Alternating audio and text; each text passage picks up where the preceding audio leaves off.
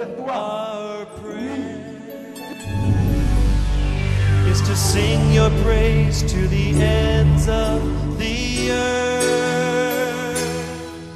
That with one mighty voice,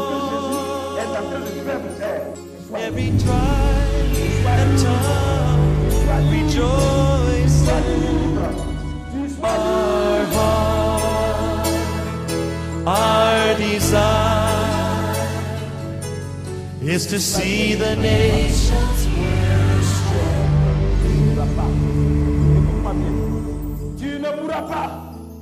I want to introduce my dear friend and my brother.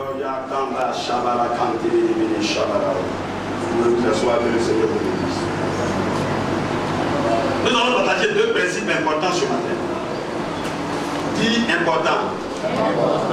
Nous allons partager deux principes véritables, deux principes qui transforment la vie des gens, la vie du peuple de Dieu, qui permet à chaque enfant de Dieu d'aller de l'avant. Deux principes importants. Mais c'est ces deux principes que je mets dans le cadre de ce que je peux appeler les déclencheurs de bénédiction. Alléluia. Alléluia. Il y a des choses qui déclenchent la bénédiction. Il y a des choses qui déclenchent la paix. Il y a des principes qui déclenchent la grâce. Vous savez, notre Dieu est un Dieu de principe. Notre Dieu est un Dieu de principe. Notre Dieu ne travaille pas par hasard. Notre Dieu n'amène rien par hasard.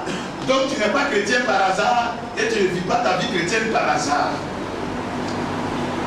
Et ces deux principes que nous allons partager se trouvent dans un passage, dans un verset biblique, dans Ecclésiaste chapitre 11, le verset 3. Ecclésiaste, le chapitre 11, le verset 3. Certainement tu as déjà lu ce verset, tu as déjà entendu ce verset, mais ce matin le Saint-Esprit va utiliser ce passage pour nous révéler le plan parfait de Dieu pour nous amener à être au nombre de ceux qui sont bénis, de ceux qui sont heureux au quotidien. Pas quand les circonstances marchent, quand tout va bien, mais lorsque tout va mal, ou bien lorsque tout semble être bloqué, lorsqu'il a l'impression qu'il n'y a plus d'avenir, il n'y a plus d'espérance, Dieu nous donne la révélation de sa parole. Ecclésiaste chapitre 11, le verset 3. Voici ce qui est écrit. Quand les nuages sont pleins de pluie, ils la répandent sur la terre.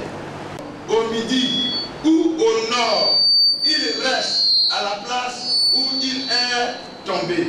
Amen. Quand les nuages sont pleins de pluie, ils la répandent sur la terre. Voici le premier principe important. Et le second principe, et si un arbre tombe au midi ou au nord, il reste à la place où il est tombé. Le premier principe, on peut l'intituler le principe d'évaporation, de condensation et de pluie.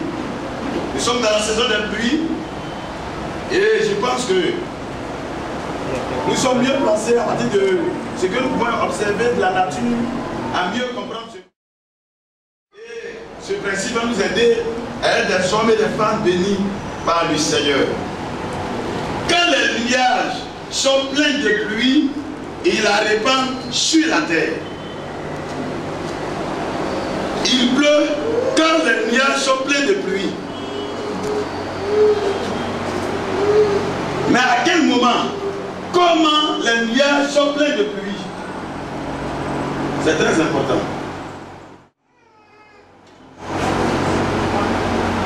Si tu ne sais pas ça, c'est sûr que tu ne vas pas comprendre ce qu'il va dire par la suite.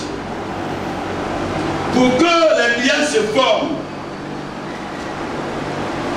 alléluia, les principes naturels nous enseignent, les lois naturelles nous enseignent qu'il faut qu'il y ait d'abord évaporation.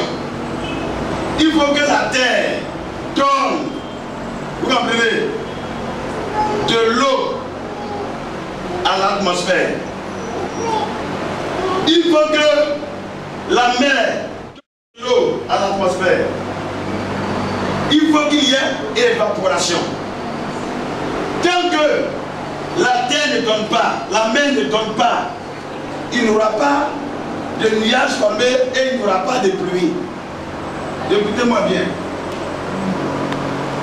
Souvent, beaucoup de personnes, souvent dans des régions, dans des villes, dans des villages, les gens prient, les gens souhaitent qu'il pleuve.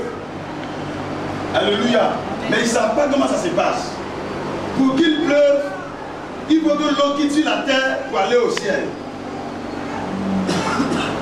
Alors que lorsque Dieu a créé le ciel et la terre, la Bible déclare que Dieu a divisé l'eau qui était en bas, il a divisé ça en deux. Et il a pris une partie de l'eau là pour faire le ciel. Comme disait Genèse. Et l'autre partie, il appelait ça mer. Et l'autre partie, il appelait ça ciel. Donc en temps normal, il devait avoir pluie naturellement. Mais vous convenez avec moi qu'il ne pleut pas au Sahara. Il ne pleut pas dans le désert comme cela. Alors que l'étendue qu'on appelle le ciel, tel que la Bible dit dans Genèse, c'est constitué d'eau. Ou bien c'est pas comme ça. En temps normal, naturellement, l'eau devait tomber. Mais dis à celui qui a collé de toi, l'eau ne tombe pas naturellement.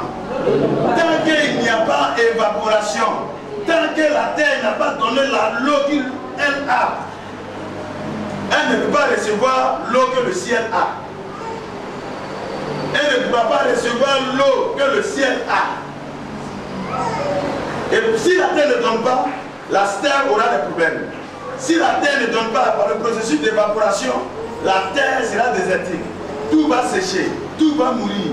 Les plants que les gens vont s'aimer ne vont pas avancer quelque part. Tout va mourir. Tout sera frappé par la sécheresse. Tout sera détruit par la sécheresse. C'est parce que la terre a le pouvoir, dit le pouvoir, de donner de l'eau au ciel par le processus de l'évaporation, que le pouvoir du réservoir de la terre de pluie là, est déclenché. Donc à d'autres termes, c'est le pouvoir de donner qui déclenche le pouvoir de recevoir. Écoutez-moi bien. C'est pourquoi il est écrit, quand les nuages sont pleins de pluie, qu'est-ce qui se passe naturellement? Il la répand sur la terre. Si les nuages ne reçoivent pas de pluie, pour être abondant de pluie, pour être plein de pluie, les nuages ne vont jamais, n'est-ce pas, donner de la pluie. Les nuages ne vont jamais donner de l'eau. Jamais. Bien-aimés frères, beaucoup de personnes luttent dans la vie. Beaucoup de personnes espèrent. Beaucoup de personnes veulent avoir une destinée glorieuse de prospérité financière et matérielle. Et rien ne va dans leur vie parce qu'ils prient et ils jeûnent pour recevoir le pouvoir de recevoir. Non, tu dois jeûner, prier pour recevoir le pouvoir de donner en premier. Tu dois jeûner, prier pour recevoir le pouvoir de donner en premier. Donnez-moi un don qu'on peut intituler dans la Bible qui parle de recevoir. On dit, bon, Dieu lui a donné le don de recevoir. Comment on appelle le don de recevoir dans la Bible? Je vous pose la question. Comment on appelle le don de recevoir dans la Bible? Je comprends que vous ne pouvez pas. Oui, le don de recevoir, comment on appelle ça dans la Bible? Comment on appelle le don de donner dans la Bible? Oui, la libéralité. Il y a un don pour donner, mais il n'y a pas de don pour recevoir. Parce que c'est le don pour donner là qui déclenche le pouvoir de recevoir. Si tu ne veux pas que ta vie soit une vie de sécheresse, tes affaires soient des affaires de sécheresse, tes études soient une étude de sécheresse, d'échec, tout ce que tu entreprends ne soit pour la mort, pour le vide, pour le néant. Alléluia. Il faut comprendre le principe de l'évaporation.